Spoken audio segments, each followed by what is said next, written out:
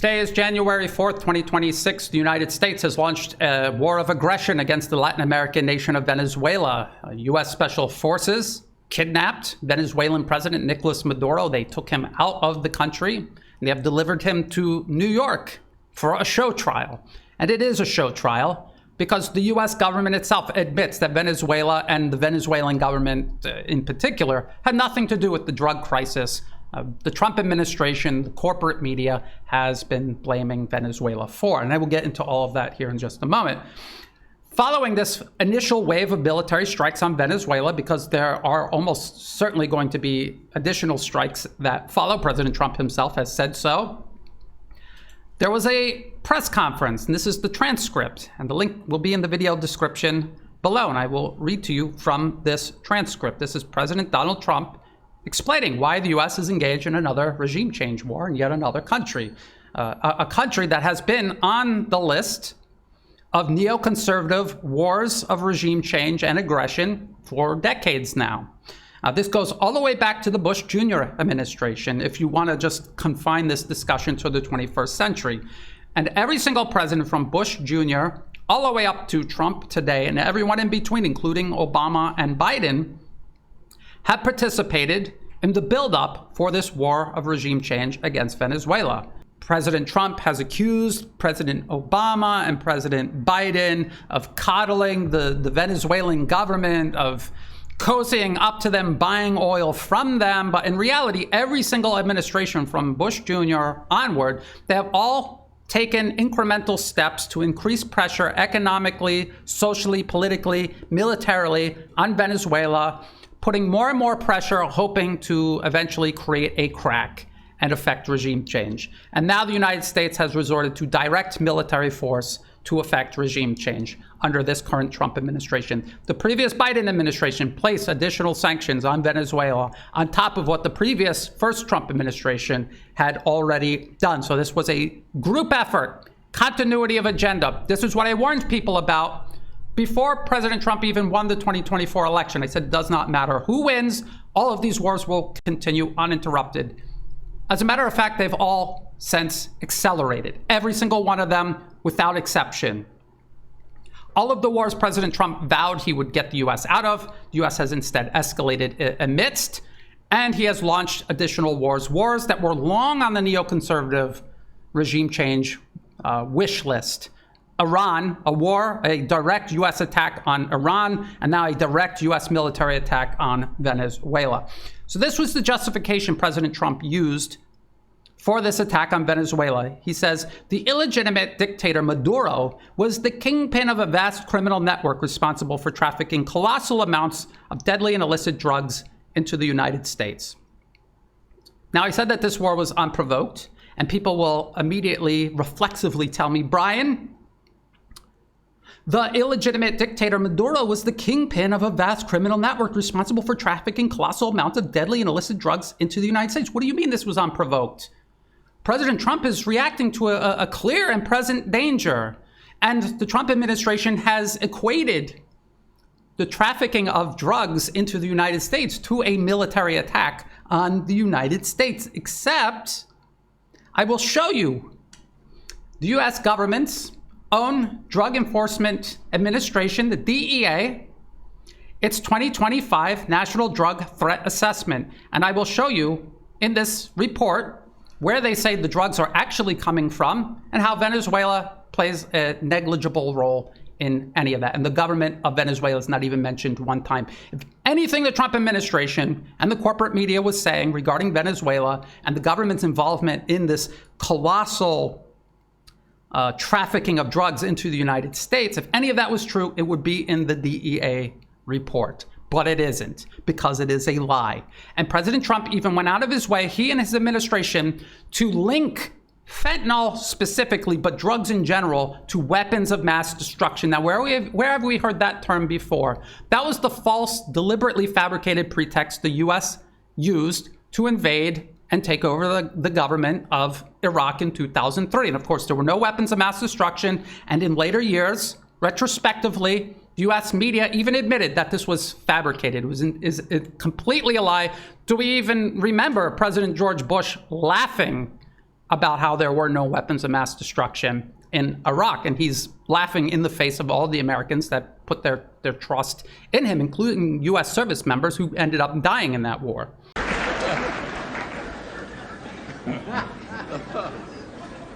Those weapons of mass destruction got to be somewhere.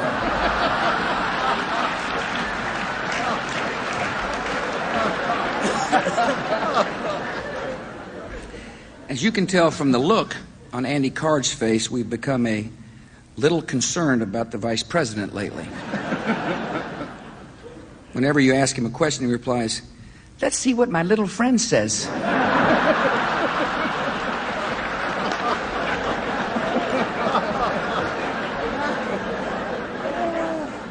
But we get along well. Here I am saying, "Dick, if the Hunan Palace doesn't get lunch here in 4 minutes, we're going out." Nope, no weapons over there.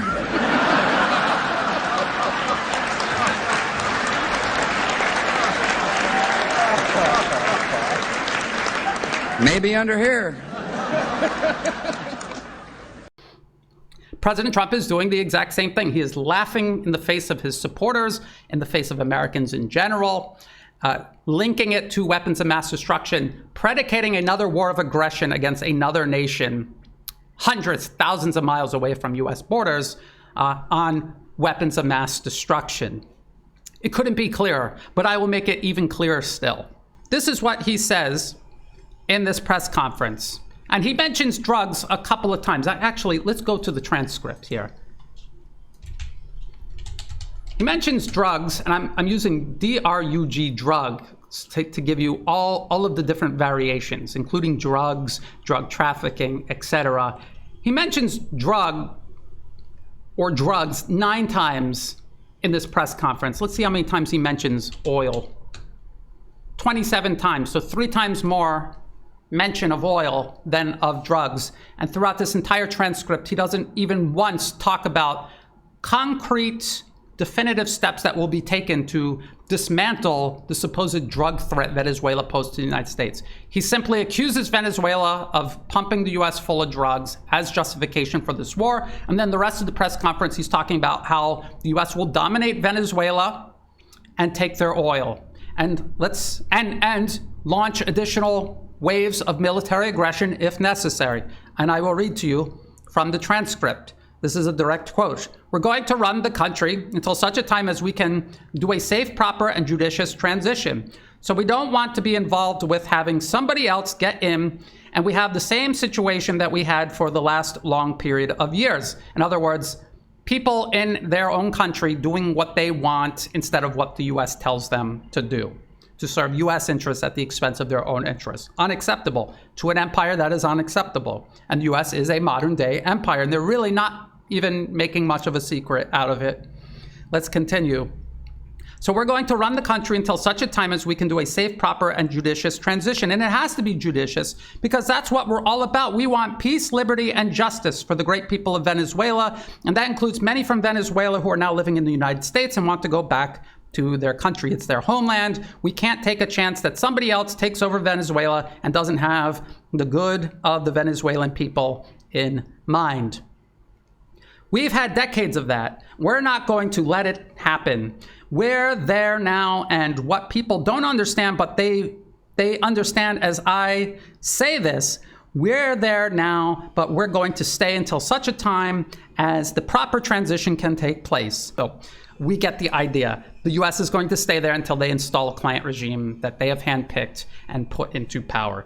He's not going to talk about there's a huge drug problem there and we have to stay there until we sort that out. No. As everyone knows, the oil business in Venezuela has been a bust, a total bust for a long period of time. Why? Why has it been a total bust? Because the U.S. has put crippling sanctions on it.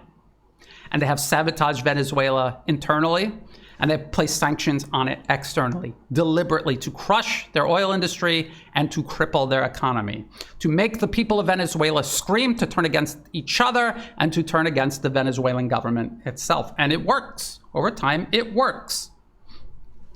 They were pumping almost nothing by comparison to what they could have been pumping and what could have taken place. And he means under US control and with US companies extracting the wealth from Venezuela, as had been going on before Hugo Chavez came to power. We're going to have our very large US oil companies, the biggest anywhere in the world, go in, spend billions of dollars, fix the badly broken infrastructure, the oil infrastructure, and start making money for the country, which is not true. Big oil in the United States makes untold billions of dollars. You can't even, if you're an ordinary person, you cannot even wrap your mind around the amount of money that they make every single year. And they're not using that money for the people in America. America is rotting out from under the American people. The infrastructure is crumbling. The education system is dilapidated. Healthcare is inaccessible, unaffordable to people who aren't blessed with particularly good insurance. People have to pick between paying for their groceries, their electric bill, or going to see the doctor about something that might be life-threatening. That's what Americans are doing across the United States. So big oil isn't making billions upon billions of dollars every single year, and it's benefiting the American people. Why would US oil corporations making billions of dollars in Venezuela somehow benefit the Venezuelan people? So this is just a blatant lie that anyone with just 5 minutes of rational thought could sort out on their own.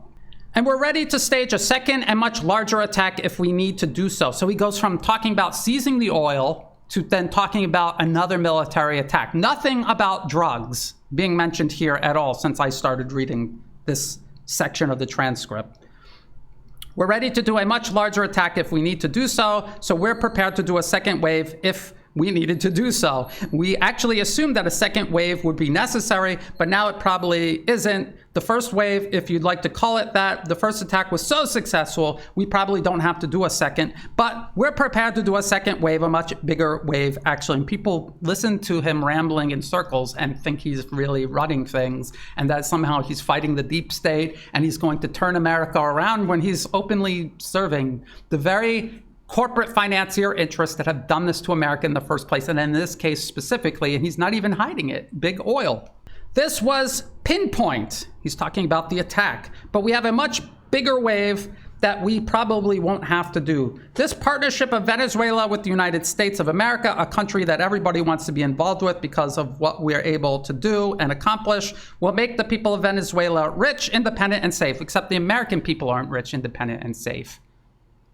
Despite all the billions and billions big oil makes, how's big oil in Venezuela going to do this for the Venezuelan people? Again, just a blatant lie in the middle of a unprovoked, unjustified regime change war, openly seeking to pilfer Venezuela's oil wealth. But it goes beyond that, and I will get into that.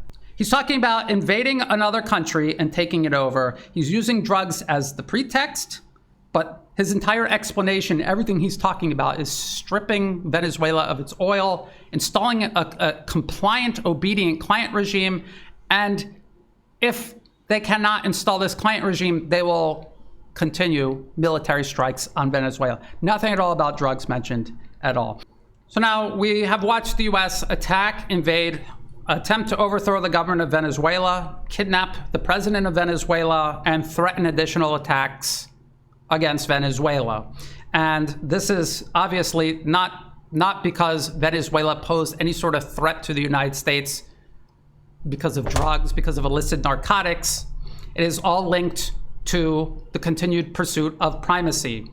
It's not just the US falling back to the Western Hemisphere and dominating the Western Hemisphere and giving up in global primacy elsewhere. The attack on Venezuela, the seizure of its oil, is specifically meant to further isolate both Russia in Eurasia and China in East Asia.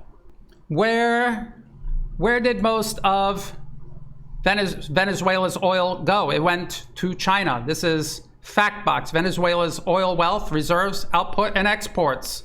China, which has supported Caracas in the current crisis, remains the largest buyer, accounting for around 80% of all oil exports.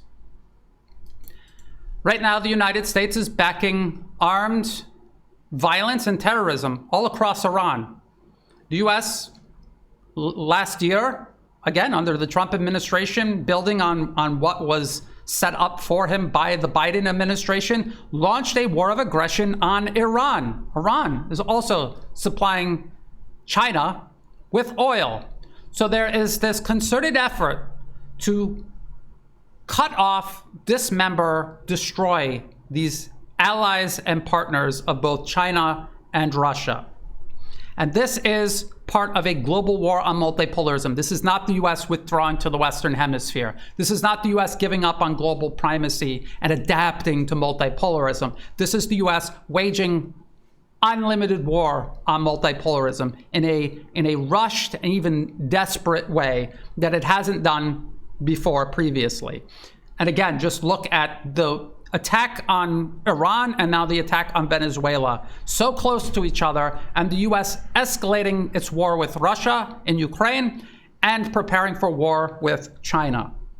Now, what do I mean by escalating war with Russia? Well, we all remember in October, US intelligence helps Ukraine target Russian energy infrastructure. The CIA was helping Ukraine, or was just in Ukraine launching attacks on energy infrastructure deep inside Russian territory. This was admitted by the Western media. And then there was a more recent article from the New York Times.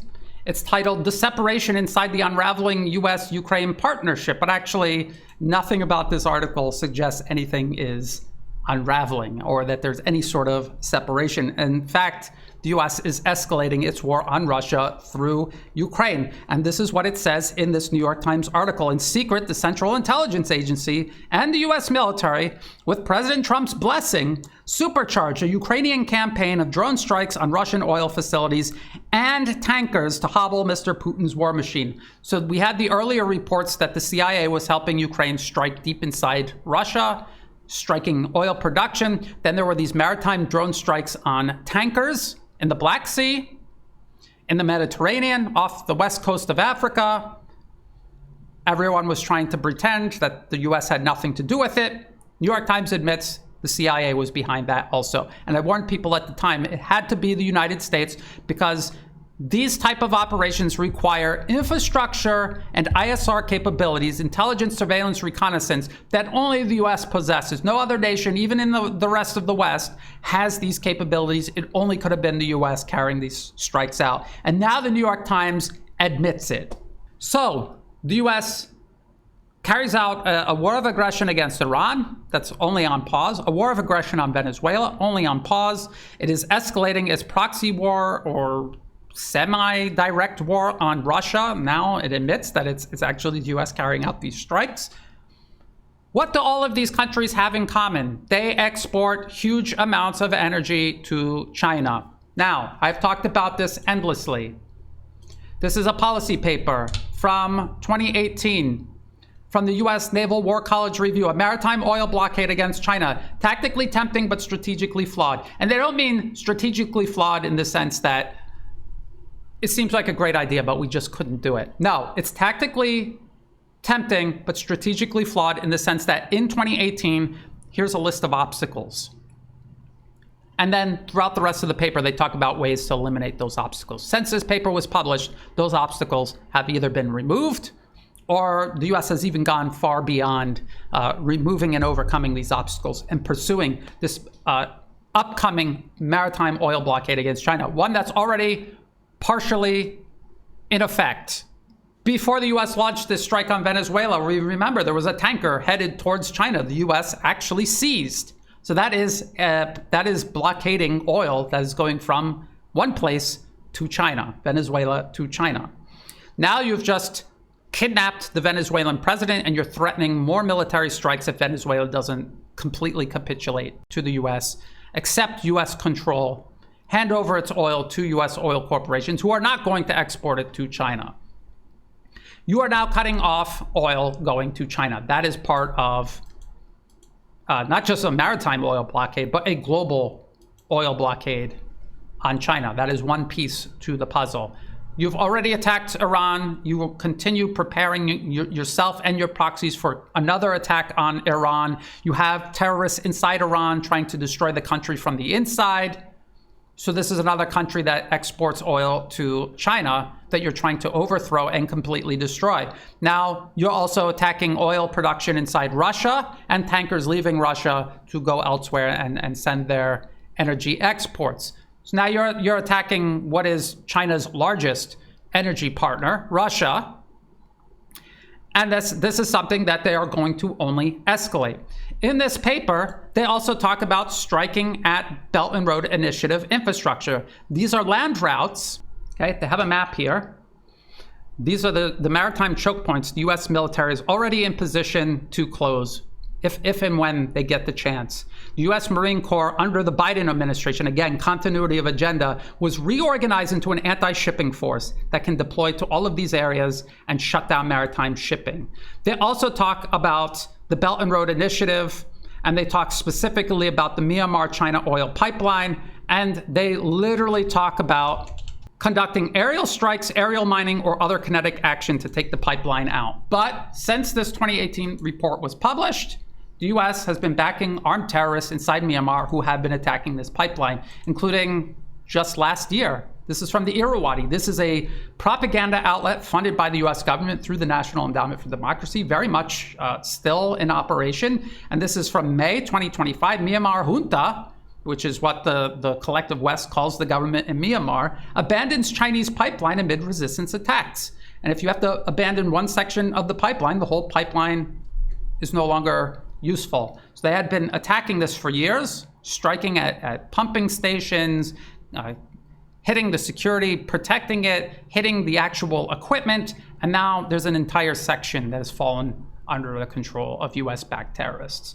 This is what the US is doing right now all around the globe. You look at Venezuela, you look at Iran in isolation of each other, you don't understand what's going on. You just see the US striking out everywhere. When you zoom out and you look at the big picture, you see them doing exactly this. They're doing exactly this. They're preparing the ground for a maritime oil blockade against China. They want to blockade China, strangle it economically. This is the only way the US believes it can fight and defeat the rise of China. They understand that China is on the rise, and at a certain point, it'll be irreversible. And so they're doing everything in their power to stop it now. Now, again, let's go back to the press conference. President Donald J. Trump used drugs as an excuse to carry out war of aggression against Venezuela and kidnap the Venezuelan president. He uses the word drug, or every variation of the word drug, drugs, drug trafficking, a total of 9 times.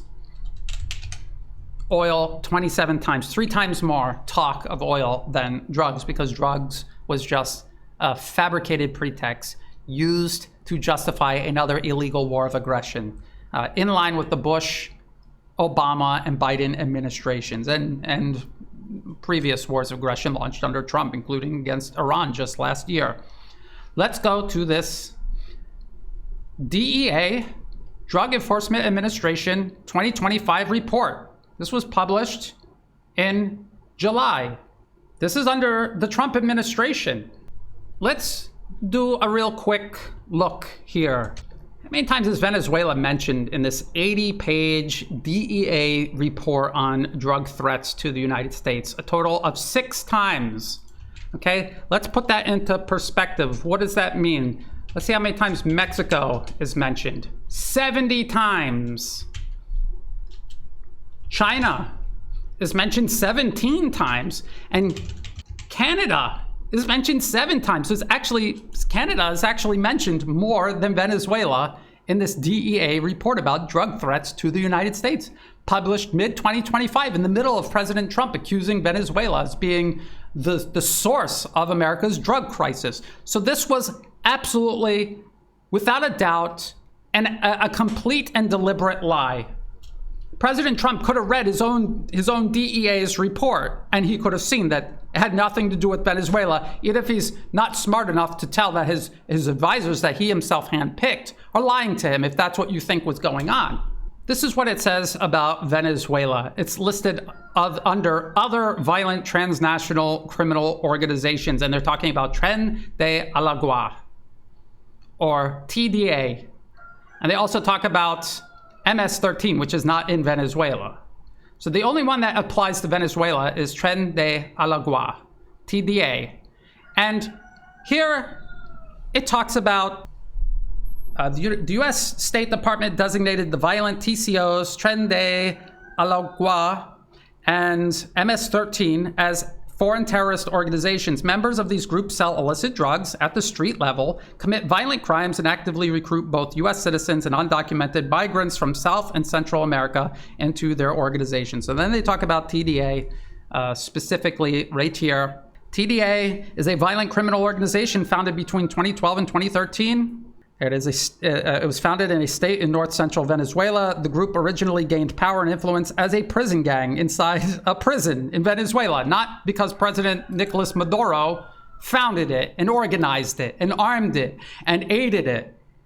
They're talking about it selling drugs at the street level, not anything higher than street level. So they are telling you that this is a violent, dangerous organization, but it operates at the street level. It is not a centralized, state-sponsored organization. Nothing of any sort is mentioned here. And I'm going to read the whole thing so people can't say that, well, you didn't read the whole thing. It's under the leadership of its founder and current fugitive, Hector Rutherford Nino Guerrero Flores. So not Nicolás Maduro, okay?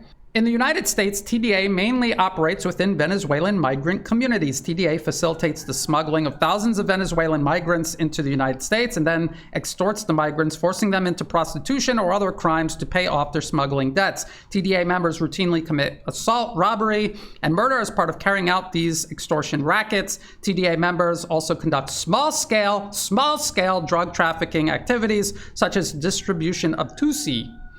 Not fentanyl, not cocaine, Tusi. In some areas of the United States, TDA members work for larger criminal organizations, conducting murder for hire and working as drug couriers, stash house guards, and street-level drug distribution. So TDA, this organization the U.S. has linked President Nicolás Maduro to, is running at street level. It's not backed by a state sponsor. It works for larger drug organizations. The Venezuelan government is not mentioned one time in this entire description. Let's continue reading. TDA members are suspected and charged of a variety of crimes, including drug trafficking, murder, kidnapping, extortion, migrant smuggling, human trafficking, prostitution, organized retail crime, robberies, and documented fraud. All the things organized criminal organizations and street gangs are involved in. TDA conducts human trafficking operations designed to smuggle primarily Venezuelan migrants through Central America and Mexico into the United States, not by sea. Nothing is mentioned by sea. In cities with large Venezuelan populations, TDA members operate violent extortion rackets resulting in assault, murder, and arson. TDA members also engage in organized retail theft, burglary, and street robbery operations that frequently result in violence. Firearms stolen by TDA robbery gangs are routinely distributed to other TDA members for further violent crime. TDA drug trafficking activity occurs mainly at the street level and involves the distribution and sale of Tusi in specific regional markets. They're not moving in tons of fentanyl. They're not moving in mountains of cocaine. The DEA itself, the US DEA itself says this in their official report published mid-2025 at the height of President Trump accusing Venezuela and the government specifically of being behind this street-level gang. The DEA mentions as an afterthought, because who is actually the largest source of fentanyl and other illicit narcotics coming into the United States? It's not Venezuela, because the DEA reports that's all they have to say about Venezuela. I showed you. It mentions Venezuela 6 times. It mentions Mexico 70 times. Right here, Mexican transnational criminal organizations, Mexican TCOs, are among the world's leading producers of illicit drugs, such as fentanyl, methamphetamines, heroin. They also control the wholesale trafficking of these drugs and others, such as cocaine, into the United States. That's who, if President Trump really wanted to focus on another country, that's who he should have been focusing on, not Venezuela, which was mentioned as an afterthought by the US government's own DEA, Drug Enforcement Administration. So this story of Venezuela being behind America's drug crisis is a deliberate lie that anybody with eyes and the interest to know the truth could have found out by just reading the DEA, US government DEA report itself. No evidence has been produced by the Trump administration to substantiate any of the claims that they've made. And again, even in the press conference after the US carried out this act of a military aggression against Venezuela. They talk about oil 27 times. They talk about drugs 9 times for a reason, because it was a lie that they used to justify it. Now that they've done it, it's all about the oil. It's all about domination. It's all about cutting off from China and Russia and the growing multipolar world, a partner, an ally, a source of resources that the US is now going to seize for itself. It is modern day imperialism. It is the continuation of everything I was told by Trump supporters themselves. They voted President Trump into office to stop. He has accelerated it. And I warned you that this was going to happen, and here we are. It is happening. First Iran, now Venezuela. The New York Times is admitting that under President Trump's administration, the CIA has escalated a proxy war with Russia rather than ending it like he promised while he was campaigning. And now we're sitting here watching the US dismember a nation in Latin America, Venezuela, based on an absolute deliberate lie. And we know that it's a lie because the DEA is saying that Venezuela has this drug gang, and they're moving most of these people and these drugs into the United States through Mexico. You just saw me read it from the DEA's own report. If they don't know, who does know? And the White House, all the way back in April of 2025, published this: promises made, promises kept, border security achieved in fewer than 100 days. We will close the border. We will stop the invasion of illegals into our country. Promise made, promise kept. And he says how he's closed the border. We will expel every single illegal alien, gang member, and migrant criminal operating on American soil and remove these savage gang Tren de Alagua from the United States. And then he said they have kept this promise, so that they already did it. So how did you do all of these things back in April? And here you are in the beginning of 2026, invading Venezuela, overthrowing the government, accusing them of pumping America full of drugs and gang members when you claim you've already stopped that. And when your DEA said that Venezuela wasn't even involved in any of this, the government especially wasn't involved in any of this. So you have been lied to, again, by yet another obedient, eager servant of unelected US corporate financier interests, the deep state, if you want to call it that. From President George Bush Jr., overthrowing the government of Hugo Chavez in Venezuela, to President Obama and Biden and Trump during his first administration, piling sanctions on Venezuela, squeezing and crushing its economy, turning its people against each other and against the government, to now President Trump launching a war of aggression against Venezuela to overthrow the government and seize their natural resources, to stop the flow of oil from where Venezuela decided they wanted to do business with in China, and seizing it for America itself. So we're going to have to keep a close eye on how the rest of this unfolds. It's very obvious that the US is accelerating its war on multipolarism, and people, the multipolar world, the leaders of the multipolar world, and people in general need to wake up and accept this. I remember warning people about this before President Trump even took office, early last year. And I remember people telling me that I was wrong about this. And I remember people telling me President Trump isn't going to strike Iran. He's not going to invade Venezuela. He's not going to do any of these things. It's a bluff. He's playing 10D chess with the deep state. No, it's very simple. He works for the deep state, just like every other politician in Washington. You don't get anywhere near even the primaries unless these gigantic multi-billion-dollar multinational corporations want you to. They are the ones donating to you. They do not donate to people that are not going to serve their interests, which ensures nobody that doesn't serve their interests gets anywhere near the levers of power. And even if they do, just because you're the president doesn't mean anyone is actually going to listen to you. The people with the money and the people with the guns have the real power. The people with the real power determine what happens no matter what office you supposedly hold. That is how the real world works. I hope more people join me here in the real world, and we could work together to expose this, generate understanding of it, because if we don't, we're all going to blindly go over the cliff. All of this is leading towards. If you thought this video was useful, please like and please share this information. Please subscribe. It costs nothing to do. It helps the channel grow. Hit the notification bell so that you can see when I upload additional videos as I continue covering these developments. In the video description below of every single one of my videos, here's an example. You have the video description here. They have more. You click on more and you will see all of the links that I reference, as well as different ways you can help support my work. I do not monetize any of the platforms that I am on. If ads pop up, feel free to skip them. They're not helping me out at all. If you do want to help support my work, please do so through Buy Me a Coffee and also through Patreon. To everyone who is helping support my work, whether it's a one-time donation, donations month to month, or if you have no resources to spare and you're just helping like and share the work, getting the word out there to other people, if you're posting a kind comment or sending a news tip, all of that is greatly appreciated. All of that together is what makes this work possible. I thank you sincerely, and as always, thank you for watching.